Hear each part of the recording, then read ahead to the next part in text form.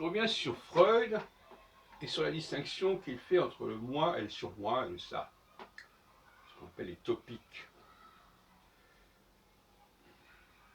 Il semble que Freud ne distingue pas clairement les hommes et les femmes par rapport à cette trinité, cette triade. Je pense que c'est une erreur.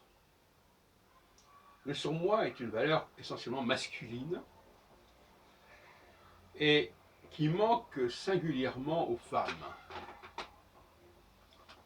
Ça renvoie à pas mal de choses que j'ai pu dire ces derniers temps. Les femmes qui ne cachent rien, qui ne gardent rien, qui montrent tout, dans tous les sens du terme, physiquement et moralement. Qu'on veuille ou non, le striptease, c'est quand même surtout une affaire féminine. Et j'ai toujours pensé que le jeu de la femme, JE, n'était pas le même que le jeu de l'homme, parce que le jeu de l'homme est marqué par le surmoi. Comme son nom l'indique, en français, ça reflète un peu ce qui est en allemand, je ne sais plus très bien comment ça se dit, le surmoi s'ajoute au moi et vient contrôler le moi. Et ce qui caractérise la femme, justement, c'est un moi qui n'est pas contrôlé, qui n'est pas censuré,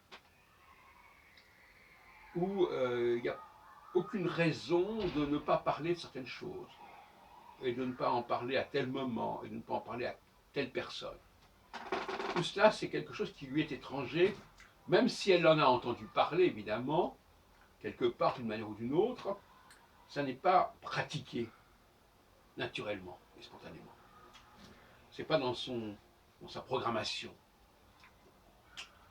Et d'ailleurs, ça lui cause beaucoup de problèmes au niveau de ce qu'il ne faut pas dire,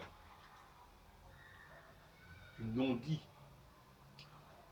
Et ce qu'on pourrait appeler l'incapacité à garder le secret, le besoin de diffuser, de révéler, sans contraindre véritablement.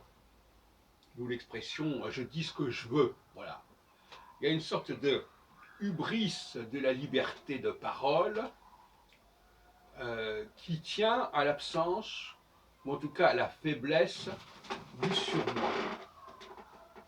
Alors effectivement, Freud a probablement déterminé, alors je n'en sais rien, je n'ai pas étudié l'œuvre de Freud à ce niveau-là, probablement étudié différents discours, et il a pris conscience effectivement de cette dualité entre le moi et le surmoi, mais il ne l'a pas attribué nécessairement de la façon dont je viens de le faire, sauf erreur de ma part.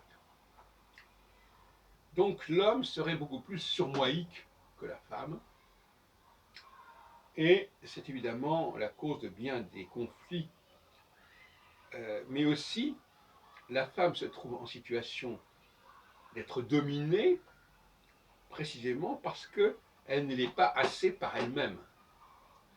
Le fait qu'elle n'ait pas de surmoi intégré en elle-même la place sous le joug de gens qui sont surmoïques. Voilà aussi très simplement la question. En ce sens-là, elle devient irresponsable, elle est mise en tutelle par l'absence d'un garde-fou intérieur.